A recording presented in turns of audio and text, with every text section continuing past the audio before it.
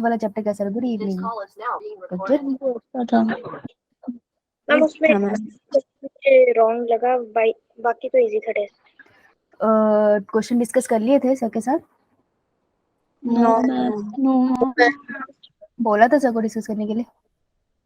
हम कल हुआ था टेस्ट। अरे कल वाले नहीं पागल, पिछले वाले। कल का तो मैं कराऊंगी। यो मैम अच्छा था। वो वाले हो गए ना, तो अब बस तुम्हारा कल का टेस्ट रहता है ना। Good evening ma'am good evening, यही तो पूछ रही हूँ कौन सा वाला रहता है। आगे बच्चे हमारे, let's see. Anchal is here, Anushiva is here, Archana here, Diksha, Gunjan, Jagdish, Kinjal, Monu, Nafreet, Neeta, Palak, Preeti, Rajat, Rishiyal, Sapna, Shagun, Silky, Swati, Tanya, Vishal. Okay, all are here. कोई न्यू एडमिशन है जो पीछे से आया हो? Good evening good evening Priya. अच्छा, इस बैच में नहीं आया कोई? Ma'am welcome. कौन? मैम वेलकम कर रही है आपका। Thank you. मेरी क्लास में मेरे वेलकम कर मैम रही है। वेलकम। Thank you. मैं भी ठीक हूँ। मैम ठीक हूँ आप? हाँ मैं ठीक हूँ। आप कैसे हो? ओके, सो हम लोग क्रोमोसोमल डिसऑर्डर्स की तरफ चले। देखो चैप्टर है ना आपका principal of inheritance and variation का। आपने एनसीईआरटी तो अब तक खोली ली होगी, आप लोगों के पास पढ़ी होगी, right? Yo ma'am principle of inheritance and variation में there is a complete part जहां से सीधा सीधा एक क्वेश्चन हर साल आता है, दैट इज डिसऑर्डर्स। दो तरीके के, Mendelian disorder and chromosomal disorder. तो इन दोनों डिसऑर्डर में से किसी पे भी एक क्वेश्चन आना is the most common thing. आता ही आता है, आपके स्कूल में भी आएगा और एंट्रेंस में भी आएगा। ठीक है बेटा, माइक बंद कर लो। Good evening. Good evening. तो आप मेंडेलियन कर चुके हो, अब मैं आपको क्रोमोसोमल डिसऑर्डर कराने वाली हूँ। इसी के साथ हम टर्म पढ़ेंगे, एनीपुलॉइडी क्या है, पॉलीपुलॉइडी क्या है। सिंपल सी टर्म्स है, कोई बहुत डिफिकल्ट नहीं है। ये वाला चार्ट जो है इसे क्या कहते हैं, ये पिक्चर्स को आइडेंटिफाई करना आ सकता है, इसको देख के आपसे पूछ सकते हैं कौन सी बीमारी है। तो ये छोटे से पार्ट से बहुत सारे क्वेश्चन आते हैं। So what will do is हम ये करेंगे कवर। ठीक है, इस पर थोड़ा सा वीडियो भी देखेंगे, रियल पेशेंट देखेंगे इसके कैसे दिखाई देते हैं, ताकि हमें याद रहे। उसके बाद हम इस पे क्वेश्चंस लगाएंगे। ठीक है, फिर इस पार्ट को खत्म करेंगे एंड देन हम आपका जो संडे का टेस्ट है उसको हाफ डिस्कस करेंगे, क्योंकि पूरा हो नहीं पाएगा। देन कल हम क्या करेंगे, कल हम लोग एक तो आपका पेडिग्री एनालिसिस रह जाएगा, उसके अलावा और कुछ रहता है? No ma'am no ma'am. इसके बाद आपका पेडिग्री एनालिसिस रह जाएगा, पेडिग्री एनालिसिस करेंगे। और ये जो डिसऑर्डर पे प्रीवियस ईयर जितने भी क्वेश्चंस बच गए हैं ना, कितने मैंने तुम्हें करा दिए और सर ने करा दिए, उसके अलावा भी एजर्शन रीजंस अभी कराए हैं किस सर ने? No ma'am no ma'am. तो असाइनमेंट भेजते थे सर, उसमें होते थे वो क्वेश्चन। अच्छा, डिस्कस हुए फिर क्लास में? असर्शन रीजनिंग कैसे क्वेश्चन? नहीं, क्लास में गुड इवनिंग, क्लास में डिस्कस करें एजर्शन रीजन? यो मैम हो गए इसके डिसऑर्डर्स के? No ma'am ma'am. डिसऑर्डर के नहीं पीछे नो वाले। मैम असर्शन रीजन नहीं हुए थे। हाँ, तो एजर्शन रीजन डिसऑर्डर्स के भी करेंगे, क्योंकि डिसऑर्डर से क्वेश्चन आने के चांसेस 100% है। शायद ही कुछ होगा कि क्वेश्चन ना आए, तो जब तुमको पता है कि यहाँ से 4 नंबर का पेपर आना है तो तुम क्यों छोड़ के जाओगे ना, है ना? सोचने की बात है। तो इसको नहीं छोड़ना, ठीक है? तो कल फिर एजर्शन रीजन करेंगे और बाकी का संडे टेस्ट डिस्कस करेंगे। परसों से हम लोग स्टार्ट करेंगे मॉलिक्यूलर बेसिस ऑफ इनहेरिटेंस। वो एक कॉन्टिन्यूशन में चैप्टर है, तो बीच में क्लास में स्किप करना। वो सबसे लंबा चैप्टर है आपका 12th ग्रेड का, उसको स्किप मत करना, वो कभी फिर समझ नहीं आता। बस सिर्फ एक ही चैप्टर है जिसमें मैं बोलूंगी उसको स्किप मत करना, नहीं तो समझ नहीं आएगा। एक जब बायोटेक पढ़ाऊंगी तब बोलूंगी स्किप मत करना, क्योंकि प्रोसेस एक दूसरे से रिलेटेड है। ठीक है, तो बस जब परसों से वो चैप्टर स्टार्ट होगा तो स्किप मत करना कोई लेक्चर। ओके यो मैम ठीक है जी। चलो, तो अब हम कर रहे हैं क्रोमोसोमल डिसऑर्डर। तो डिसऑर्डर की बात कर रहे थे, तो मेंडेलियन डिसऑर्डर। गुड इवनिंग हाँ मैम। Good evening. तो मेंडेलियन डिसऑर्डर किन डिसऑर्डर्स को कहते हैं? मैम जो मेंडल ने दिए थे। नहीं नहीं, मेंडल ने नहीं दिए थे। मेंडल ने सिर्फ 3 लॉस दिए थे, मेंडल नहीं जानते थे डिसऑर्डर्स के बारे में। मतलब जो जीन से रिलेटेड हो, मतलब और क्रोमोसोमल डिसऑर्डर? जो क्रोमोसोम से रिलेटेड जो हो। क्रोमोसोम से रिलेटेड हो।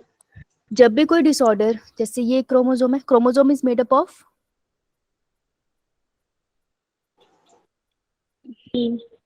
जीन बोलो, मुझे पता है तुम्हें आता है, सो ही नहीं सकता तुम्हें नहीं आता। क्रोमेटिड जैसे ये डीएनए होता है ना, डबल स्ट्रैंडेड डीएनए ऐसे होता है ना, बना दो डबल स्ट्रैंड ऐसे। यो मैम। डबल स्ट्रैंडेड डीएनए बहुत ही कंडेंस हो जाता है क्योंकि ये लिपट जाता है बहुत सारे प्रोटीन के आसपास। वो प्रोटीन हम पढ़ेंगे मॉलिक्यूलर बेसिस ऑफ इनहेरिटेंस में, तो घबराने की क्या बात है। जब बहुत ज्यादा वो लिपट जाता है तो वो एक स्ट्रक्चर की फॉर्म में दिखाई देता है। उस स्ट्रक्चर को हम कहते हैं क्रोमोसोम, जो हम ऐसे बना देते हैं। सिंपल सा है, ऐसे कुछ नहीं है। कभी धागा नहीं देखा तुमने, धागे ऐसे खोल दो लेकिन अब उसको ऐसे लपेट देते हैं तो गुच्छा नहीं बन जाता धागे का, वही है ये भी। यो तो ma'am. Chromosome is nothing but the DNA with a lot of proteins. Main protein histone होता है और भी प्रोटीन होते हैं। अब जो ये जो डीएनए होता है इसके अंदर भी क्या होता है, नाइट्रोजनस बेसिस होते हैं बहुत तरीके के, एटीजीसी, बहुत सारे, अगले चैप्टर में पढ़ेंगे।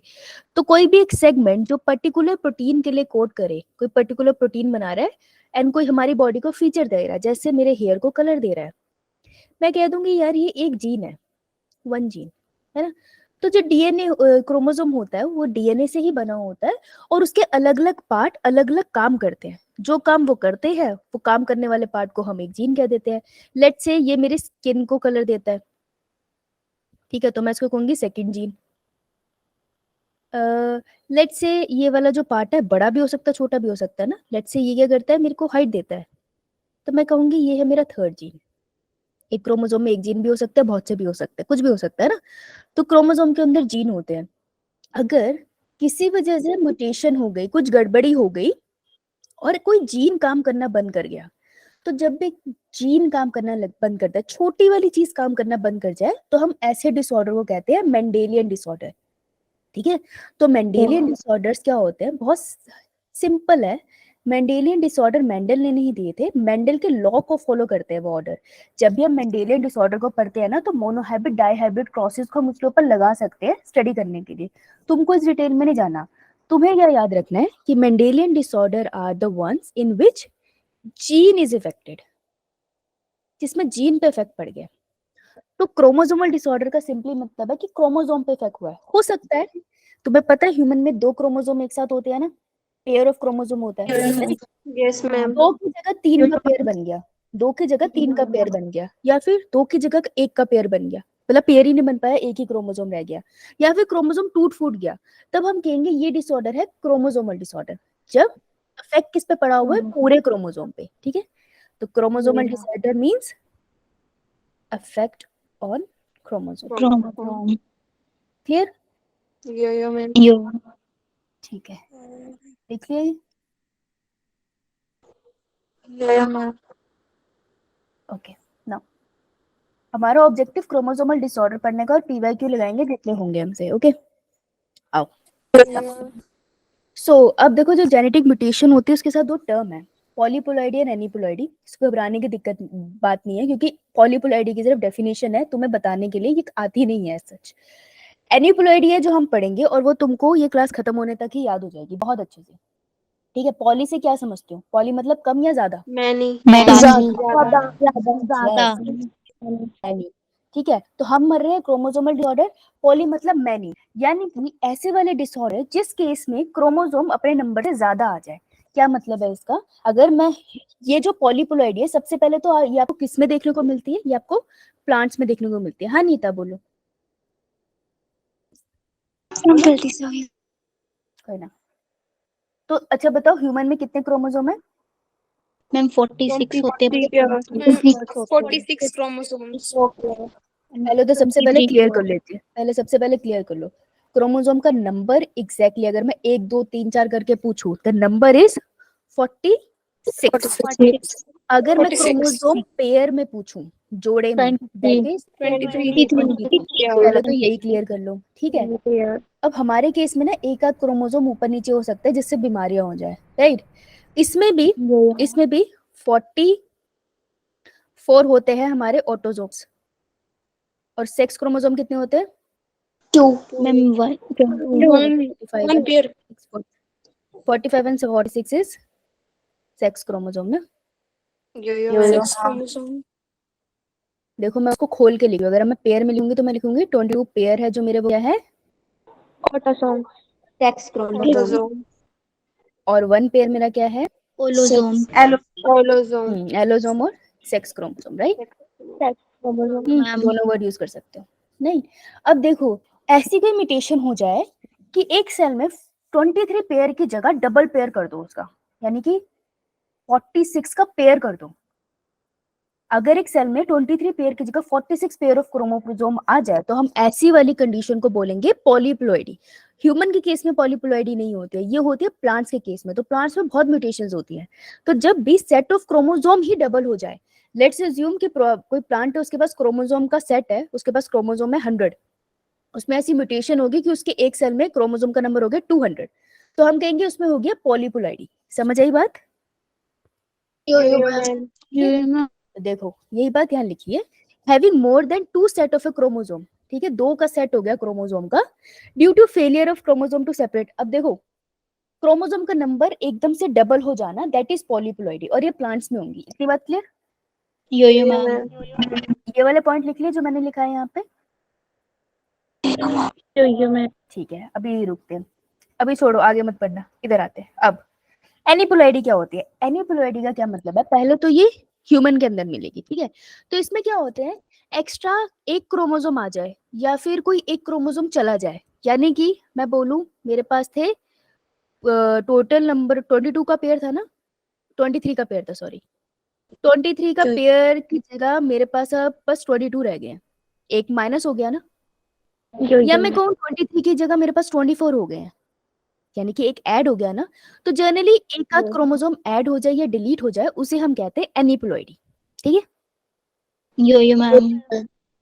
एनिप्लॉइडी है बिगर टर्म, एनिप्लॉइडी है बिगर टर्म।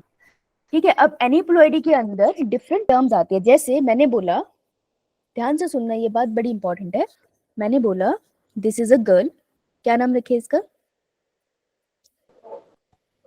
चिंकी। ठीक है, चिंकी। तो हमने कहा चिंकी का हमने जब पढ़ा कैरियोटाइप, कैरियोटाइप क्या होता है मैम, जिसमें हम बोल बोल? न्यूक्लियस की नहीं बेटा, वो कैरियोकाइनेसिस होता है। कैरियोटाइप, क्वेश्चन ध्यान से सुन, कैरियोटाइप होता है एक ऐसा चार्ट, जैसे तुमने कभी किसी का कभी कॉपी, कोई पेज उठा के देखो, कैलेंडर देखा है? कैलेंडर जो डेट्स लिखी होती है ना उसके ऊपर, वैसे ही कैरियोटाइप होता है एक पेपर जैसा, जिसके ऊपर सारे क्रोमोसोम अरेंज हुए दिखाई देते हैं आपको। ठीक है, आपके एनसीईआरटी में फोटो भी है, ये देखो, ये दिख रहा है, ये वाली photo, this one, this is a karyotype. ठीक है, तो हमने चिंकी ली और इसका कैरियोटाइप बनाया यहाँ पर। ठीक है, जब चिंकी का कैरियोटाइप बनाया तो ये क्रोमोसोम नंबर 1 का पेयर है, ये 2 का पेयर है, 3 का पेयर है, एंड सो ऑन। हमने सारे बनाए और हमने देखा कि क्रोमोसोम नंबर 21 में ना एक एक्स्ट्रा कॉपी आ गई है ना, 2 के पेयर की जगह 3 क्रोमोसोम है यहाँ पे। तो मैं कहूंगी ओवरऑल चिंकी के अंदर क्या दिखाई दे रही है? एनियोप्लॉइडी। ठीक है ना, सही बात है, कह देंगे? अगर मैं सिर्फ क्रोमोसोम नंबर 21 की बात करूं तो क्रोमोसोम नंबर 21 को मैं क्या बुलाऊंगी? इसके पास एक्स्ट्रा क्रोमोसोम है ना, तो 3 के लिए क्या वर्ड यूज करेंगे हम? मोनो, डाई या ट्राई? कहेंगे इसे हुई है ट्राइसोमी। ठीक है, तो ट्राइसोमी छोटी टर्म है एनिप्लॉइडी के अंदर। अगर यहाँ पर मान लो लेट्स से चिंकी के क्रोमोसोम नंबर 18 के ऊपर आपको सिर्फ एक ही क्रोमोसोम पेयर दिखता, 2 ना होते, तो मैं इसे क्या बोलती? मोनोसोम। और मैं कहती कि क्रोमोसोम नंबर 11 पे तो कोई क्रोमोसोम ही नहीं है, तो मैं क्या बोलती? नल्लीसोमी। नल कुछ नहीं है, nullisomy. Clear? Yo ma'am. Cooker की सीटी बज रही है किसी के? No ma'am. अच्छा, क्लियर ना? मैम। अब मैं इधर आ रही हूँ, अब देखो, अब पढ़ेंगे। रीजन नहीं बताया मैंने, अभी बताऊंगी। So polyploidy means complete set of chromosome double हो जाए, प्लांट्स में दिखेगा। एनिप्लॉइडी इंसानों में दिखेगा, हैविंग एक्स्ट्रा क्रोमोसोम और लेस क्रोमोसोम, एक क्रोमोसोम ज्यादा कर दो, एक क्रोमोसोम कम कर दो। इसकी वजह से ट्राइसोमी, टेट्रासोमी, टेट्रा मतलब 4, मोनोसोमी, नलीसोमी तुम्हें दिखाई देगी। ठीक है, तो हम जर्नली फॉर्मूला लिखते हैं 2n। अगर मैंने उसमें +1 लिख दिया है यानी कि एक एक्स्ट्रा ऐड किया तो ये होगा हमारे पास ट्राइसोमी अगर 2n+2 लिख दिया 4 हो गया तो अगर मैंने -1 लिख दिया तो मैम ठीक है। अब ये कह रहे ऐसा क्यों हो रहा है कि ऐसा क्यों हुआ, किसी सेल के पास नंबर ऑफ क्रोमोसोम कम चले गए, ऐसा क्या हो गया? उसके बहुत सारे रीजन होते हैं, ठीक है। तो उसका वन ऑफ द रीजन हो सकता है कि सबसे बेसिक रीजन है मैं बताऊं कि जब भी सेल डिवाइड करता है, if you remember there is meiosis and there is mitosis, है ना। तो जब भी सेल डिवाइड करता है, तुमने देखा ना मेटाफेज में सारे सेल्स के पास आकर क्रोमोसोम अलाइन हो जाते हैं, मैम फिर उसके बाद कौन सा फेज आता है? मेटाफेज के बाद एनाफेज एनाफेज आता है। मैम तो ये मेटाफेज है, उसके बाद हमारे पास आएगा एनाफेज। और एनाफेज में क्या होता है? क्रोमोसोम नंबर हाफ हो जाते सेपरेट हो जाते हैं। ऑपोजिट डायरेक्शन में क्रोमोसोम सिस्टर क्रोमेटिड्स मूव करने लग जाते हैं, यही होता है। फिर उसके बाद कौन सा स्टेप आता है? Telophase telophase. टीलोफेज के बाद क्या आता है? मियोसिस 2 साइटोकाइनेसिस ना, है ना। मियोसिस से कंफ्यूज हो रहा हूँ, मियोसिस ही हटा देती हूँ, माइटोसिस पे आ जाओ, कोई बात नहीं। साइटोकाइनेसिस आता है, साइटोकाइनेसिस में से क्या होता है? दो सेल अलग हो जाते हैं, नंबर ऑफ क्रोमोसोम होते हैं, है ना, सबके पास सेम नंबर ऑफ क्रोमोसोम चलेगी। मान लो मेटाफेज के टाइम पे स्पिंडल फाइबर से ढंग से अटैच हुए ही नहीं थे, तो जब एनाफेज आया, गलती से ये वाला क्रोमोसोम ऑपोजिट डायरेक्शन में जाने की जगह अपने साथ वाले के साथ एक ही डायरेक्शन में चला गया। अगर ऐसा हुआ, मैं इसको रेड से बना देती हूँ, अगर ऐसा हुआ तो जब सेल डिवीजन होगा फाइनली, तो यू विल सी कि एक सेल को ज्यादा क्रोमोसोम मिल गया और दूसरे को कम मिल गया। सही बात है ना। इसमें क्या होगा? -1 हो जाएगा कंडीशन, और इसमें क्या हो जाएगा? +1 हो जाएगा, है ना? इसको कहते हैं हम नॉन डिस्टंक्शन ऑफ क्रोमोसोम। जब सेपरेशन के टाइम पे ढंग से सेपरेशन हो नहीं पाती है, तब किसी एक सेल में कमी रह जाती है क्रोमोसोम की और एक को एक्स्ट्रा मिल जाता है, इसे हम कहते हैं non disjunction of chromosome. Clear? So this is one of the reasons, right. तो ये एक बार लिख लो क्विकली, स्क्रीनशॉट ले लो नहीं तो। अब डिजीज करेंगे हम लोग, एनिप्लोइडी की डिजीजेस करनी है आपने 3। हम ले लिया स्क्रीनशॉट। ले लिया। स्क्रीनशॉट नहीं, स्क्रीनशॉट, सही से बोल। हम ले लिया screenshot screenshot, screenshot. Yes, good. चलो अब पढ़ते हैं। So what is aneuploidy? Loss और गेन ऑफ वन और मोर क्रोमोसोम। एक क्रोमोसोम एक्स्ट्रा आ जाए, एक क्रोमोसोम की कमी हो जाए, उसको हम कहते हैं एनिप्लोइडी। अब तो क्लियर है मैडम? मैम ठीक है। अब इसमें सबसे पहली डिजीज जो हम पढ़ेंगे वो होगी क्लाइंट-फेंटर सिंड्रोम। ये बहुत आती है। अभी जो मैं तुम्हें 3 डिजीज पढ़ाने वाली हूँ, तुम पीवाईक्यू लगाना, बहुत क्वेश्चंस है इस पे। तो क्लाइंट-फेंटर सिंड्रोम किसकी है? सबसे पहले तो ये डिजीज किस जेंडर में पाई जाती है? This is a sex link disease, यानी कि कौन सा क्रोमोसोम इफेक्ट हो रहा होगा? 23 23rd वाला, हाँ 23rd पेयर वाला, ठीक है। So it is a sex linked disorder, yes. कौन से जेंडर को ये इफेक्ट करता है? मेल। तो मेल बनाने के लिए क्या होना चाहिए? कौन से 2 क्रोमोसोम होने चाहिए? एक X, लेकिन इसके केस में गलती से एक एक्स्ट्रा एक्स चला जाता है, तो क्या होगी जीनोटाइप? X Y. एक्स्ट्रा चला गया ना, तो ये 3 का ग्रुप है। मैं इसे क्या बुलाऊंगी? कौन सी कंडीशन है ये?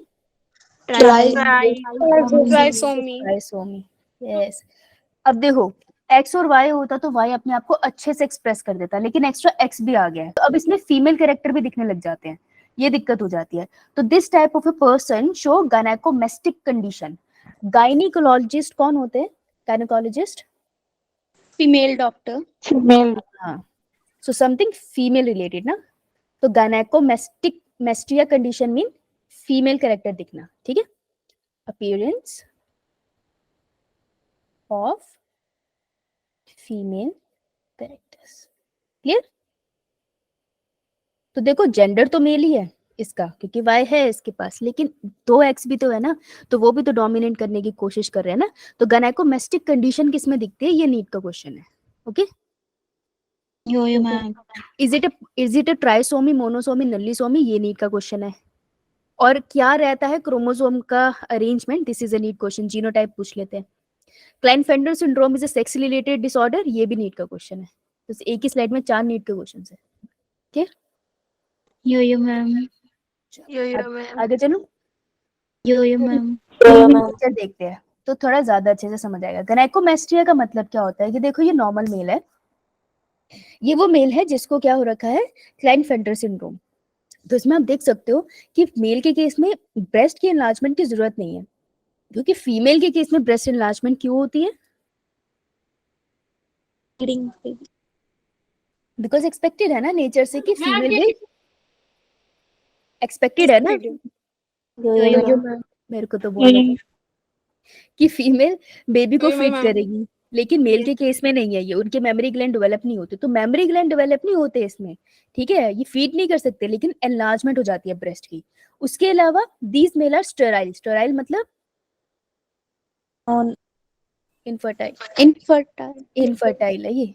क्यों, क्योंकि इनकी जो पीनस और टेस्टिस होती है वो रूडिमेंट्री होती है, वो स्ट्रक्चर बनते हैं लेकिन डेवलप नहीं होते सही से, तो ये इनफर्टाइल कहते हैं। क्लियर? तो आपसे क्वेश्चन आ सकता है, आर दे इनफर्टाइल और not, right? Clear? So 2n+1 condition है, this is known as trisomy. Genotype will be XXY, gender will be male, underdeveloped genitals आपको मिलेंगे, पीनस एंड टेस्टिस रूडिमेंट्री होगी, and they will be sterile, can not produce baby, right? Can not form sperms बोलना ज्यादा बेहतर रहेगा। Done? ये feature लिखे? Wait okay,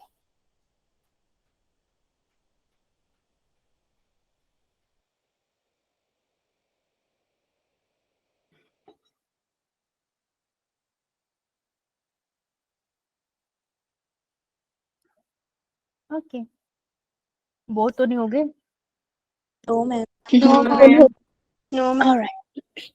अगला जो सिंड्रोम है that is a Turner syndrome. Now Turner syndrome पे भी बहुत क्वेश्चन आता है, और वो ना डाउन सिंड्रोम से थोड़ा कंफ्यूज कर देता है बच्चों को, क्योंकि जब तक नीट का पेपर आता है तब तक कितनी सारी डिजीज हो जाती है, कोई भी कंफ्यूज हो जाए।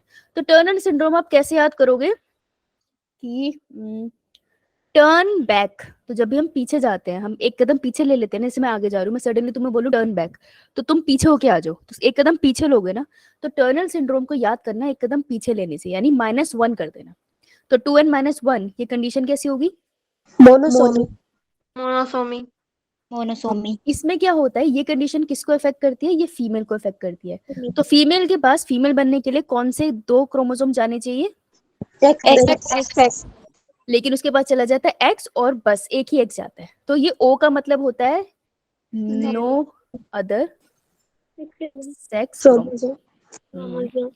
ठीक है, इसका मतलब ये नहीं O नाम का कुछ आ गया है। Okay, so this is also sex linked, sex linked है ना ये भी। तो एक एक्स चला जाता है, अब एक एक्स सफिशिएंट नहीं होता उसके लिए, ठीक है, उसको 2 चाहिए थे, तो इस वजह से उसमें कुछ कमी आ जाती है, राइट? ये फीमेल भी स्टेराइल होती है, right? It can not produce the babies, इसकी ओवरीज वगैरह डिजेनरेटेड रूडिमेंट्री होती है। ओके,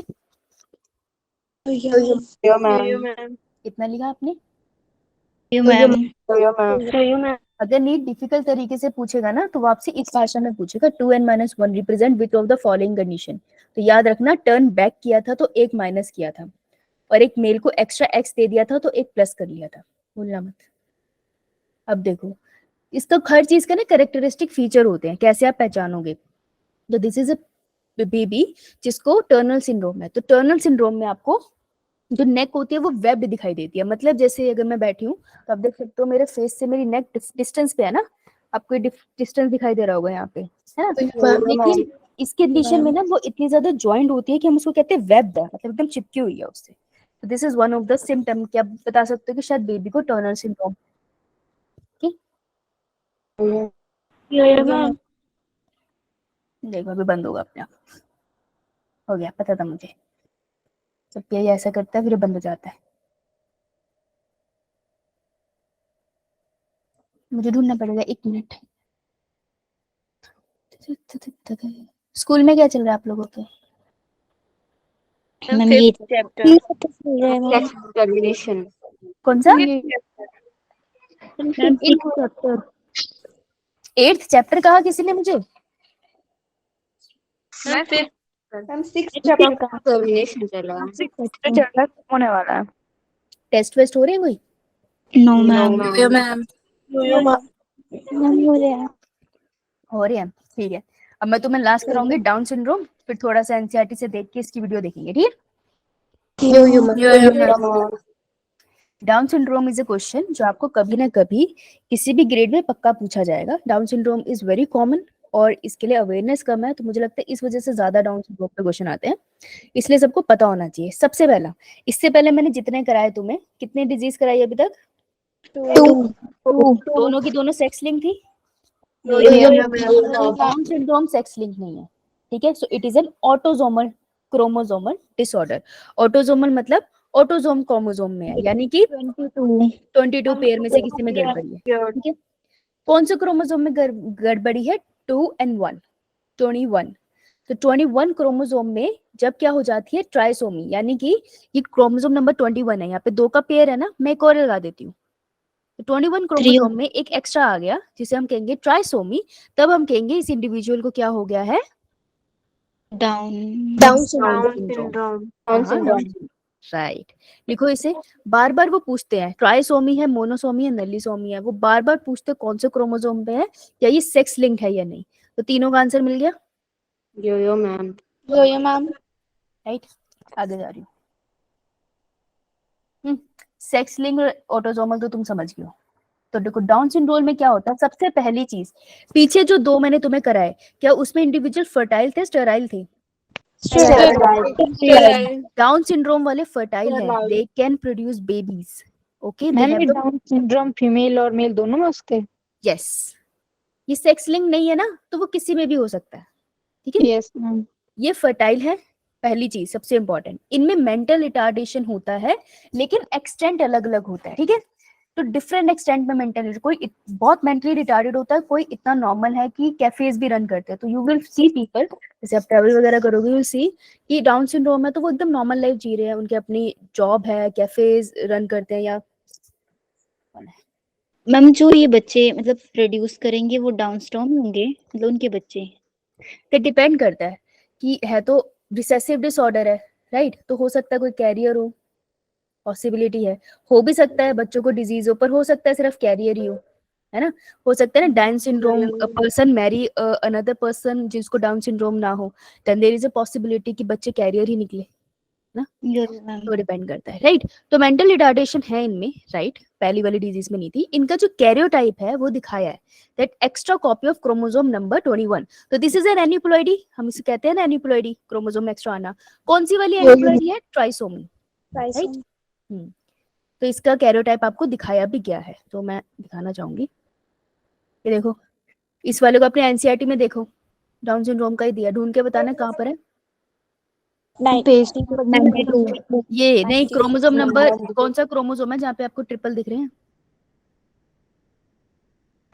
सेकंड लास्ट वाला, क्रोमोसोम नंबर 21 लास्ट मैम। ये मिला आपको, क्रोमोसोम नंबर 21, है ना? इसको अंडरलाइन कर लो, ये आपको ना याद रहेगा, है ना? या इसको ऐसे अंडरलाइन कर लो। चलो, सिम्टम्स क्या होते हैं इसके? इसके क्वेश्चन सिम्टम्स पे आते हैं। पहला, protruding tongue with furrowed tongue. Protruding टंग का मतलब है कि जैसे छोटे बच्चे तो माउथ खुला ही रखते हैं, लेकिन प्रोट्यूडिंग मन का मतलब है कि वो बड़े होने के बाद भी उनका माउथ थोड़ा सा खुला रहता है, तो उनकी जो टंग होती है वो थोड़ी सी बाहर को रहती है, कुछ इस तरीके से, ऐसे थोड़ी सी बाहर को रहता है, इसे कहते हैं प्रोट्यूडिंग टंग, ठीक है? जैसे इस प्यारे से बेबी की है। दूसरा, फिर फरो टंग। फरो टंग है, ऐसे छोटे छोटे कट दिखाई दे रहे हैं आपको यहाँ पे। दीज आर नॉट पेनफुल, कुछ लोगों को ये कट्स ऐसे ही होते हैं, ठीक है? एक और कंडीशन होती है ये जिसमें लोगों को ऐसे ही होते हैं ये, पर इससे कोई दर्द नहीं होता, नॉर्मली होते हैं। तो फरो टंग भी आपको दिख सकती है, ओके? दूसरा, दे हैव पाम क्रीज। अब अपना हाथ देखो, तुम्हें कितने सारी लकीरें दिखाई देगी, है सब? देखो, डाउन सिंड्रोम है ना, उनमें आपको एक ये लकीर बिल्कुल सीधी ऐसे जाते हुए दिखाई देगी। देखो आपके हाथ में नहीं होगी, पर इनके हाथ में बिल्कुल सीधी एक अकेली लकीर जाती हुई दिखाई दे रही है, बाकी सारी रेखाएं बहुत पतली पतली है ना। So this is known as palm crease, okay? Yo ma'am. और ये क्यों होता है? It happen because of non disjunction of chromosome, कि वो सेपरेशन सही से नहीं हो पाई, तो एक सेल के पास ज्यादा क्रोमोसोम चले गए और दूसरे सेल के पास नहीं गए, जिसके पास ज्यादा गए उसी ने जाके आगे फर्टिलाइजेशन कर दी थी और डाउन सिंड्रोम कर दिया। Clear? Yo ma'am. So what is non-disjunction? Failure of separation to occur, causing both the sister chromatid or homologous chromosome to fold at one pole. तो मैं तुम्हें बताया उसी की डेफिनेशन है नीचे। समझ आया यहाँ तक? यो मैम। यो मैम। सबने लिख लिया? यो मैम। यो मैम। यो मैम। ठीक है, अब तुम्हारा होमवर्क है, लिखो। होमवर्क की 2 डिजीजेज हैं जो रिलेटेड होगी एक और टॉपिक से, जब हमने करा था रिप्रोडक्टिव हेल्थ, उससे रिलेटेड है। तुम ये 2 डिजीज करके आओ, फिर मैं तुमसे पूछूंगी। Edward syndrome and Patau syndrome, important है ये, एनसीईआरटी में दे नहीं रखे हैं, लेकिन इससे क्वेश्चन आपको इसके ऑप्शन जरूर मिलेंगे किसी न किसी पीवाईक्यूज में। Edward syndrome and Patau syndrome, okay? मैं रैंडमली किसी से भी पूछ लूंगी क्लास में, यो मैम। ठीक है? Yo ma'am. चलो, यो मैम। क्वेश्चंस लगाए? यो मैम। बहुत बढ़िया, चलो जी, स्टार्ट। 120, एक second.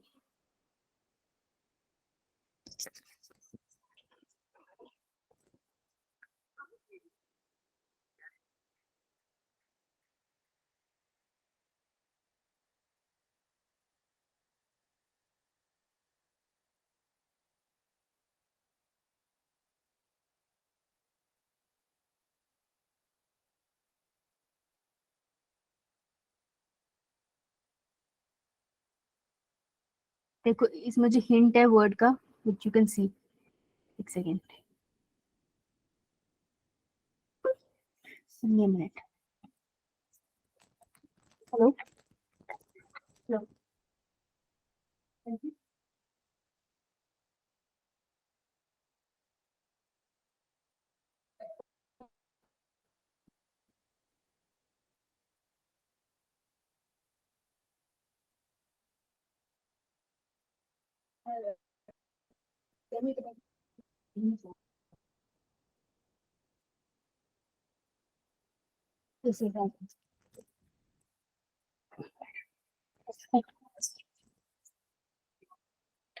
okay. What is a genetic disorder in which an individual has an overall masculine development, gynecomastia and steroid? तो gynecomastia कहाँ पढ़ा था? मैम कैली सी ऑप्शन में C option. NC Klein, Klein, yo ma'am. बोलो फिर। Syndrome. Felter, Felter syndrome. Klinefelter syndrome, Klinefelter syndrome Klinefelter syndrome। जब वर्ड समझना है तो उसको तोड़ देते होते हैं, है ना? बिल्कुल सही, C is the answer, correct, good good, try this one.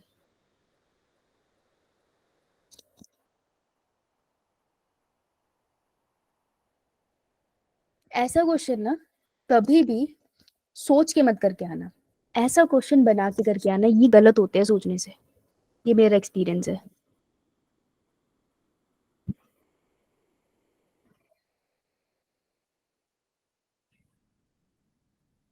लिख लेना आगे।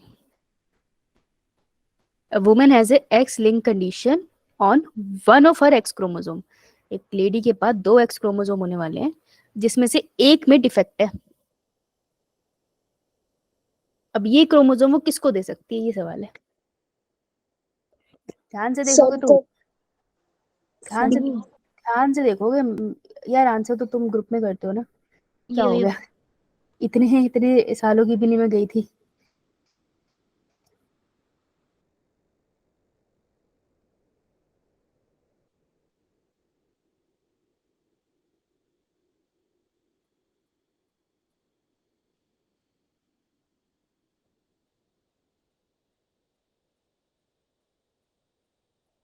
हम्म,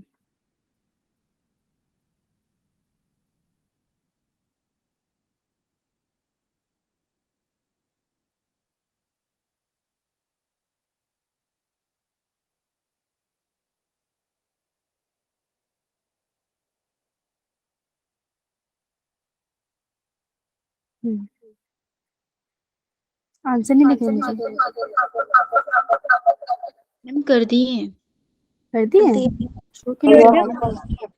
अच्छा ठीक है, यस। तो देखो ये जो x है ये तो बेटे को भी दे सकती है, राइट? अगर यो। फादर आएगा x एंड y, राइट? तो कैसा क्रॉस बनता है? मदर क्या दे सकती है? x and x, father can give x and y, y, right? So mother तो किसी को भी दे सकती है ना ये x। यो यो मैम। तो ये तो बेबी को, लड़के को भी जा सकता है, लड़की को भी जा सकता है। So answer would be D, correct? D. Good, D. Clear है सबको? Yo yo. Try this one.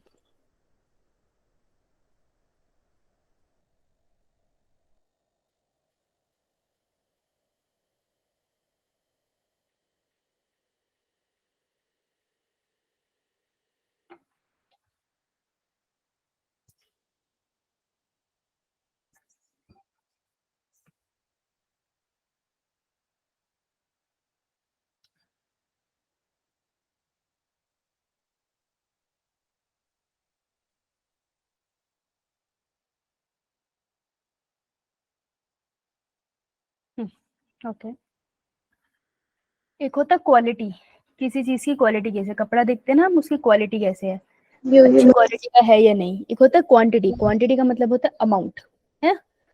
तो हमें दो चीजों का फर्क पता होना चाहिए। क्वांटिटी मतलब अमाउंट, कितना है, एक दो तीन चार, चार टी शर्ट है या नहीं। क्वालिटी मतलब वो टी शर्ट का कपड़ा कैसा है, ठीक है? Yo ma'am. सामान कैसा है, right? Yo ma'am. Right.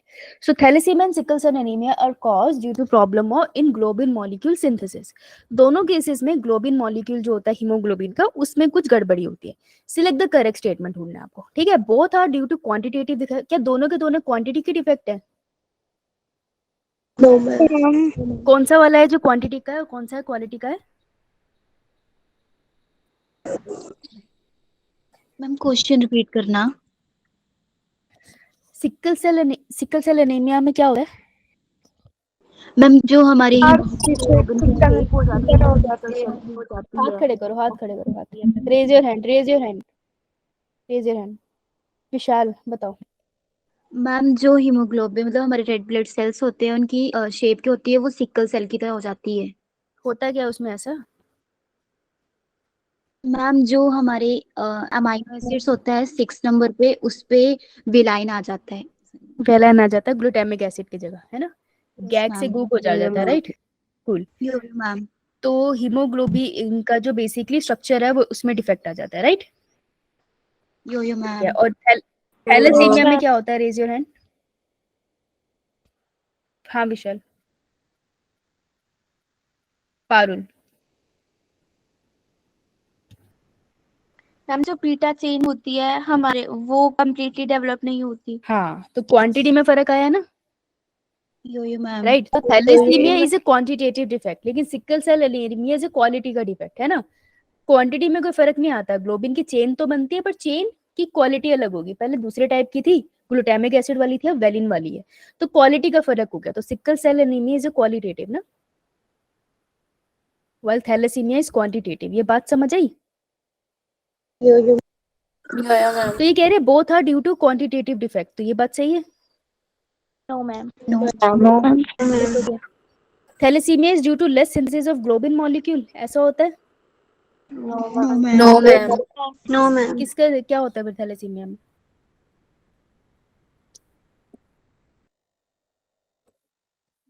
Ma'am होता है। Sickle cell anaemia is due to quantitative problem of globin molecule, quantity की प्रॉब्लम है।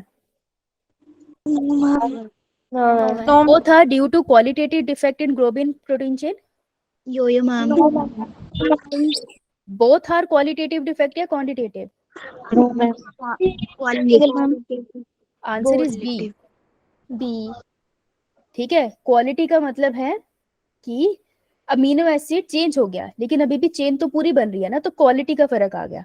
क्वांटिटी का मतलब है अमाउंट खराब हो गया। तो थैलेसीमिया में होता है ना, ग्लोबिन चेन नहीं बनती प्रॉपरली, तो अमाउंट में फर्क पड़ा ना। So thalassaemia is a quantitative effect और sickle cell anaemia is a qualitative effect. इसको लिखो कहीं, डिफेक्ट। बहुत इंपॉर्टेंट क्वेश्चन है यार। मैम एक बार रिपीट कर सकते हैं आप? क्या? मैम एक बार रिपीट कर सकते हैं आप? ठीक। हाँ, क्या कर देती हूँ कि जो सिकल सेल अनीमिया है ना, that is a qualitative effect, qualitative defect, क्योंकि उसमें ग्लोबिन की चेन तो पूरी बनती है, बस ग्लूटामिक एसिड की जगह वेलिन आ जाता यो मैम। है ना, क्योंकि GAG गैक की जगह गूग हो जाता है, ऐसी होता है ना, ए की जगह यूरेसिल आ जाता है। दैट वाइज उसकी क्वालिटी बदल जाती है लेकिन चेन तो पूरी बनती है। तो sickle cell anaemia is a qualitative effect, by thalassemia के केस में इज ए क्वांटिटेटिव इफेक्ट, क्योंकि उसमें ग्लोबिन की चेन सही से नहीं बनती है ना। इसको हम डिटेल में नहीं पढ़ते हैं, तो हमें पता है कि ये है हमारा क्वांटिटी का, क्वांटिटी कम ज्यादा होगी। Okay, yo ma'am. यो मैम। क्लियर? Yo ma'am. ये वाला करके बताओ, ध्यान से करना। सिर्फ ध्यान से क्वेश्चन पढ़ोगे ना तो ये हो जाएगा, इतना मुश्किल नहीं है।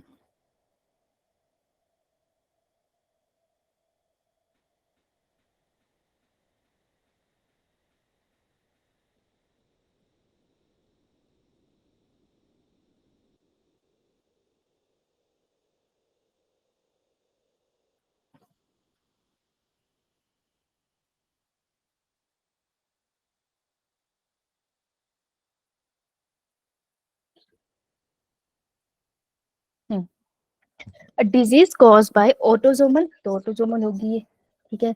प्राइमरी नॉन डिसजंक्शन, बाकी सब के कंपैरिजन में अगर हम देखें तो क्लाइनफेल्टर तो हमारा सेक्स लिंक था, टर्नर सेक्स लिंक था, sickle cell anaemia sex link है, ऑटोसोमल है।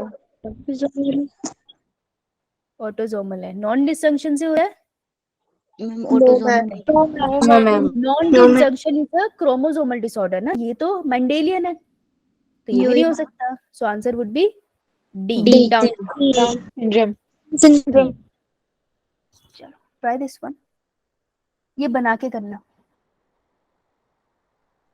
छोटा सा पेडिग्री बना के करना। पेडिग्री आता है ना बनाना? यो ma'am. Yo ma'am. Okay,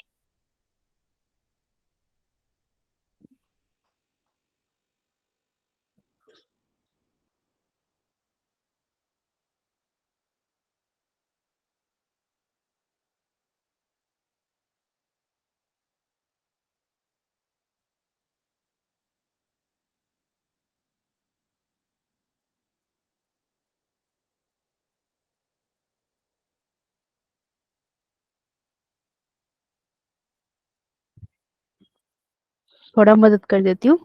If a color blind man marries a woman who is homozygous for normal color vision, तो मैन कलर ब्लाइंड है, woman is homozygous for normal color vision।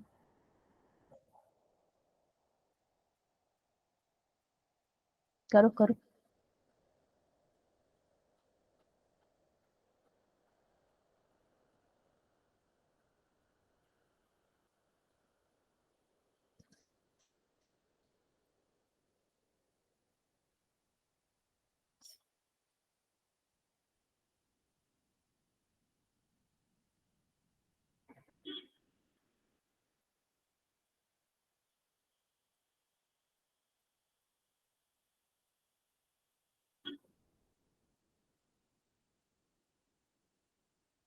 Okay करके देख।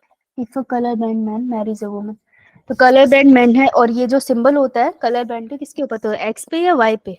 X यानी कि x, colour brand का symbol क्या डालूं? Small C, Y. और जो फीमेल है वो नॉर्मल है, यस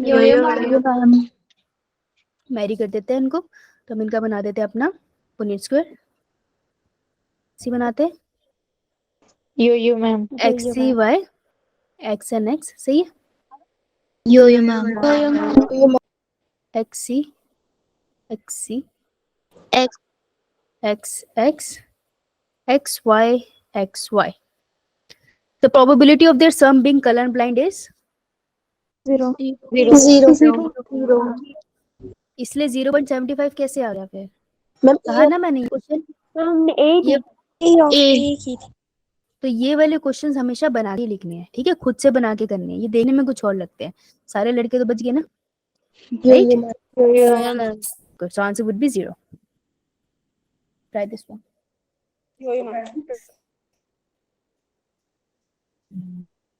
अच्छा क्वेश्चन है.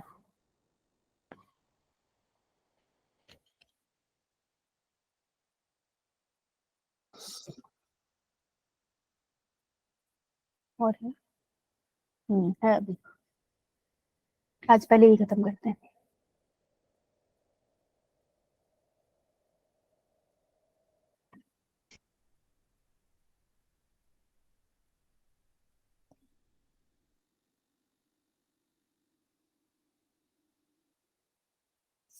Good Riya.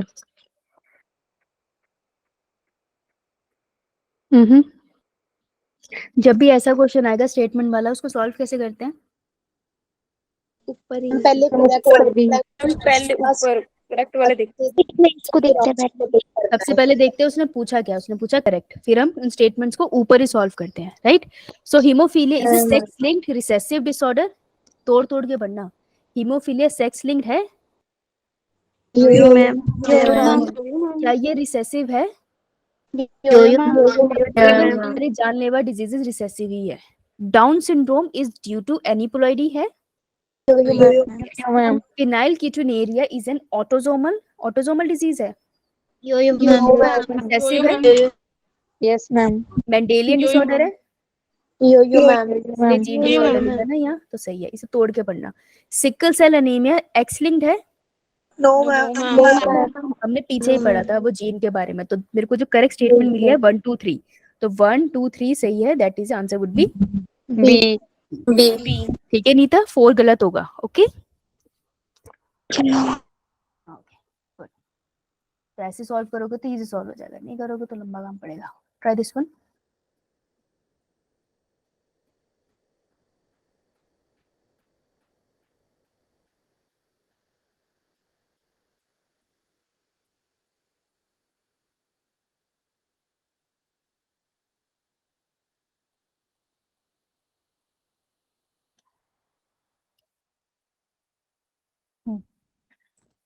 Which of the following most appropriately describe hemophiliia? तो hemophiliia किस तरीके की डिजीज है बताइए?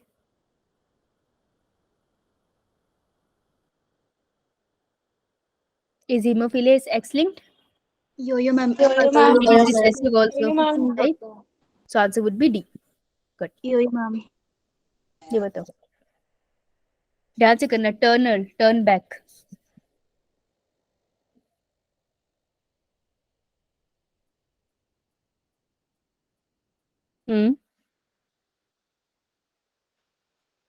Good. A human female with Turner syndrome, याद रखना फीमेल है, मेल मत कर देना, ठीक है. Has 45 chromosome plus 1 X and 1 O, right? Correct? Has 1 additional X chromosome? No. Exhibit male characters? No. Why थोड़ी उसके पास? Is able to produce children with normal husband? No. वो तो sterile होती है ना. तो कैसे यो ma'am try this one.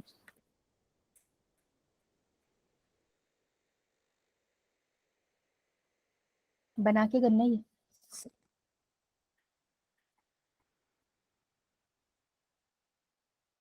Thalassaemia कौन से सिंबल से रिप्रेजेंट करोगे?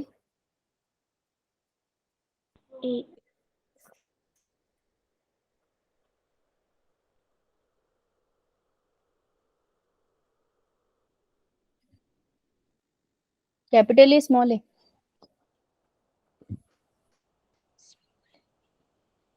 स्मॉल ए और धीरे बोलने. If both parents are carrier of thalassemia, which is an autosomal recessive disorder, दोनों कैरियर बना दिए मैंने, what are the chances of pregnancy resulting in an affected child? ऐसा बच्चा ढूंढना है जो इसको थैलेसीमिया हो, क्या चांसेस है उसके। हर डब्बा, ये 4 डब्बों का जो बनता है, हम F1 जनरेशन ही पूछ रहा है ना ये, तो हमेशा F1 जनरेशन में हर एक डब्बा कितना परसेंट रिप्रेजेंट करता है? 25%। तभी हम कह रहे हैं 100%, हम एज्यूम पेरेंट्स के 4 ही बच्चे हुए हैं तो 100% नहीं होता है, ठीक है। तो मैं यहाँ लिख देती हूँ A A A A, capital A capital A, capital A small A, capital A small A, small A small A. कितने बच्चे होंगे जिनको एक्चुअल में डिजीज होगी, जो कि स्मॉल होंगे? 25%। Answer would B clear? बना लिया करो, इसलिए बना लिया करो, ओके। क्योंकि ऑटोसोमल डिजीज था ना, इसलिए मैंने एक्स और वाई नहीं लिखा है यहाँ पे, राइट? ये मैम। चलो आगे, यो मैम। देख लिया सबने? Yo ma'am. Try this one.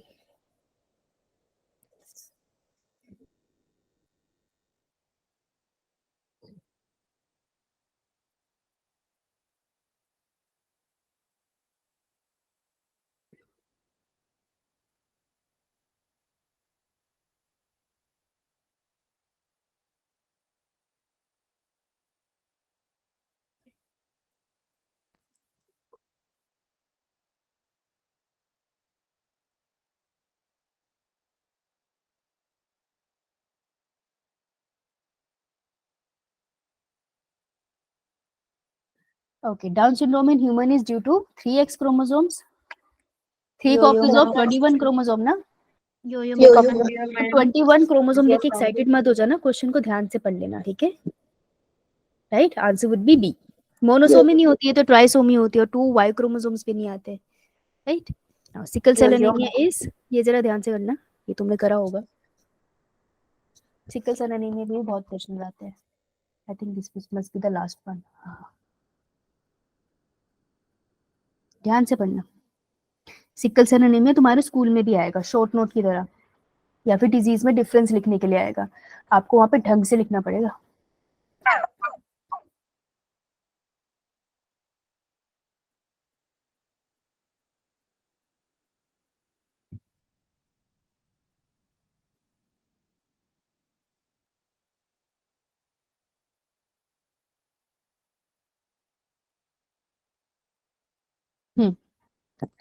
Cause by substitution of valine by glutamic. तो मैं ना जब भी सिकल सेल एनीमिया लिख लेती हूँ, मैं 2 चीजें पहले लिख लेती हूँ। क्या है, होना ये है कि glutamic will be changed by valine, ठीक है, वेलिन आ जाएगा, और गैग जो कि जेनेटिक कोड है, ATGC में ए रिप्लेस हो जाएगा यू से, गूग से, ठीक है, और ये सब कुछ होगा 6 पोजीशन और बीटा जेल, right? Cause by substitution of valine by glutamic acid. Valine को ग्लूटामिक एसिड ने चेंज नहीं करा है, ग्लूटामिक एसिड को वेलिन ने चेंज करा, तो ये स्टेटमेंट हुई गलत। Cause by a change in a single base pair of DNA.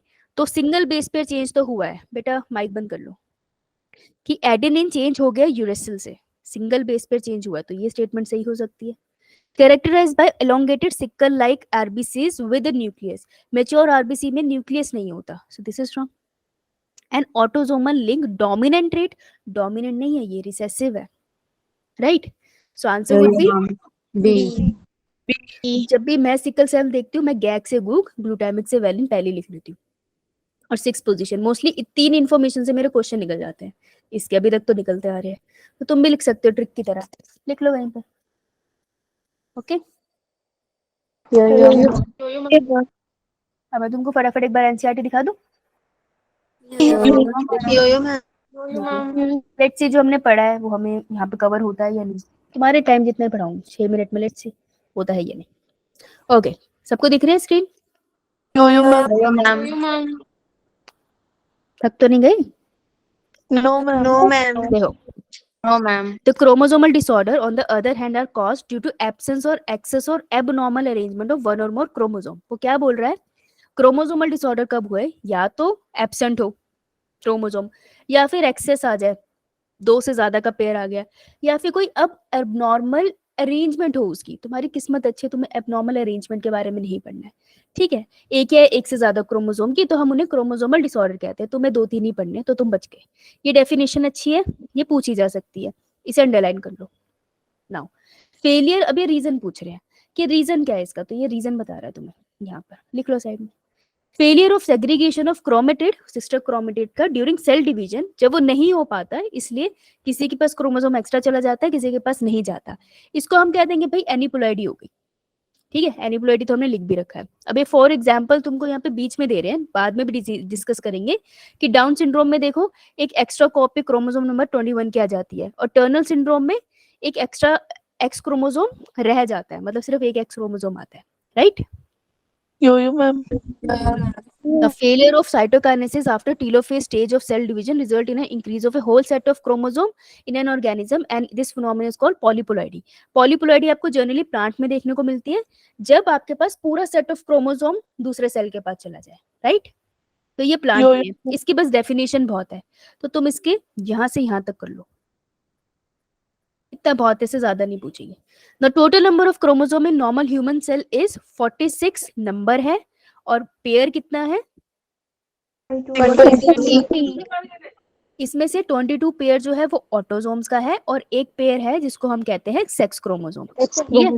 Exactly same line neat की आ रखी है, नीट में स्टेटमेंट बेस्ड क्वेश्चंस में ये लाइन आ रखी है, तो जिसको मैंने जिस पॉइंट को अंडरलाइन किया उसे अंडरलाइन कर लो, okay. Yo ma'am. Moving down,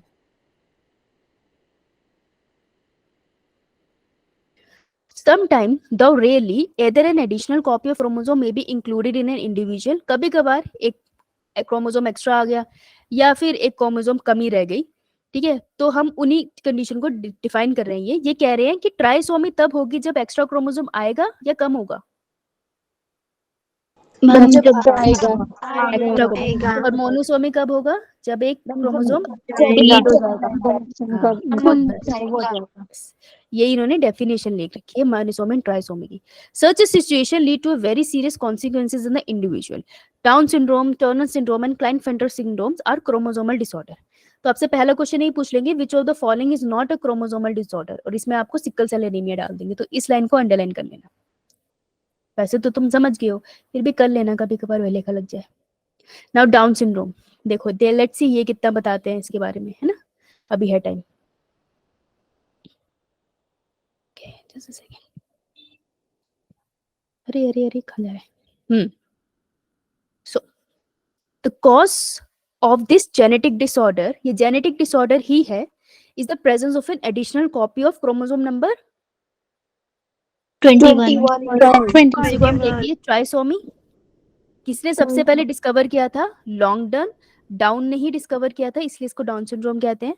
affected individual कैसा होता है, बॉडी स्ट्रक्चर छोटा रह जाता है उसका, शॉर्ट स्टैचर्ड, उसका स्मॉल सा राउंड सा फेस होता है, गोल सा मून लाइक फेस होता है, फरो टंग होती है उसकी, जैसे मैंने दिखाई थी आपको, पार्शियली ओपन माउथ होता है, प्रोट्रूडिंग टंग भी जिसको कहते हैं, palm is broad with characteristic palm crease, हाथ पे ऐसे लाइन होती है, दिखाई थी ना फोटो।